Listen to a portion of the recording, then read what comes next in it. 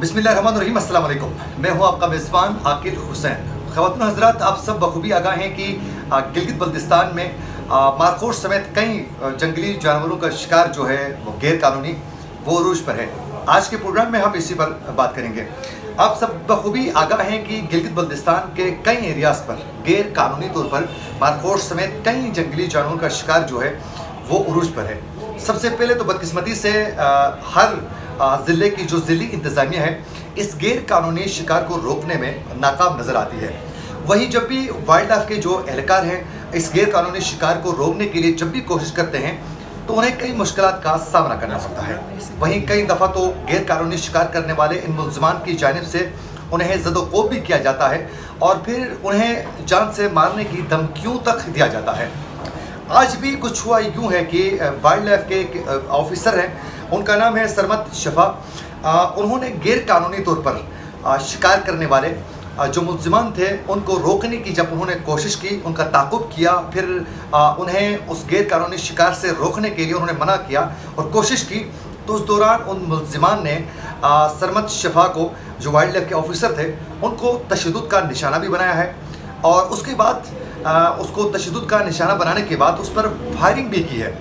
और लेकिन खुदा का लाख लाख शुक्र कि वो मौजूदी तौर पर बच चुके हैं, लेकिन फिर भी उन्होंने दिलहेरी के साथ जो हैं उनका मुकाबला किया है।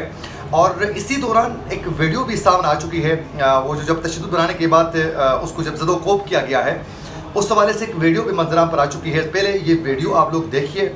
ये वीडियो देखने के बाद हम सरमत शफा से बात भी कर लेते हैं, उनका क्या मौक़िफ़ है इस वाक़े के हवाले से, वो क्या कहते हैं और अब तक कानूनी क्या कार्रवाई हो चुकी है उस पर भी उनका मौक़िफ़ लेने की हम कोशिश करेंगे।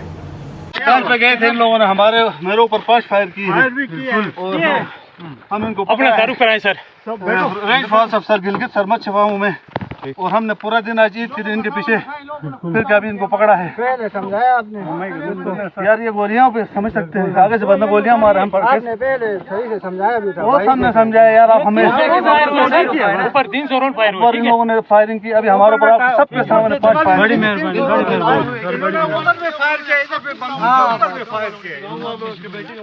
देखो सरमत शफा साहब, थैंक यू सो मच। सबसे पहले तो हमारे प्रोग्राम के लिए आपने वक्त दिया, हम आपके मशकूर हैं। अच्छा सर, ये बताएं कि ये वाक़या कब पेश आया था, कैसे पेश आया था और क्या कुछ हुआ था? तफसीलात थोड़ा हमारे नाज़रीन को बताएगा इस हवाले से। जी अकील, हमें मुखबिर के ज़रिए पता चला था चांद को ही कि 3 लोग शिकार के लिए ऊपर गए हुए हैं। तो ईद के दिन 2 बजे हम लोग यहाँ से स्टाफ और एफसी को लेकर जलालाबाद की तरफ रवाना हुए। जब हम वहाँ पहुँचे तो शाम के कुछ 5:30 बज रहे थे। तो हम ऊपर की तरफ जा रहे थे तो अचानक हमारा शिकारियों के साथ आमना सामना हुआ। उनके पास बड़े बड़े बैग थे और गन था। तो हमने उनको कहा कि आप अपने बैग्स चेक कराएं और ये गन लेके आप क्यों गए हैं। तो इतने में वो तेश में आ गए और उन्होंने राइफ़ल लोड करके हमें मारने की धमकी दी। तो मैंने राइफ़ल को पकड़ के छीनने की कोशिश की तो इतने में फायर हो गए। तो 5 फायर करते हुए तक मैंने राइफ़ल उनसे छीन लिया था। तो मेरा स्टाफ और एफसी ने तब तक मुलजिमों को अपने काबू में कर लिया। तो हमने उनको अरेस्ट करके गिलगित धनियोर थाने में ले आए। जी अच्छा, फिर ये जो मुल्ज़िमान हैं इनके ख़िलाफ़ कानूनी मज़ीद कार्रवाई के लिए पुलिस वाले आपके लोगों के साथ कितना कोऑपरेट कर रहे हैं और फिर ज़िली इंतज़ामिया बिलखुसूस डिप्टी कमिश्नर इस हवाले से आप लोगों के साथ कैसा ताउन कर रहा है इस वक्त तक? जी district administration specially deputy commissioner Gilgit, SP Gilgit और सेक्रेटरी फॉरेस्ट है हमारे साथ उधर राब्ते में रहे थाने के टाइम पे भी और हमें इंश्योर कराते रहे कि आप लोगों के साथ बेहतरीन कार्रवाई की जाएगी और आप कानून के मुताबिक चीज़ें करते रहें। मैं स्पेशली डिप्टी कमिश्नर गिलगित और एसपी गिलगित और सेक्रेटरी फॉरेस्ट जी भी का मशकूर हूँ कि वो बिल्कुल पूरी रात तक जब तक एफआईआर कटती मुल्जिम थाने में हवालात जाने तक हमारे साथ खड़े रहे।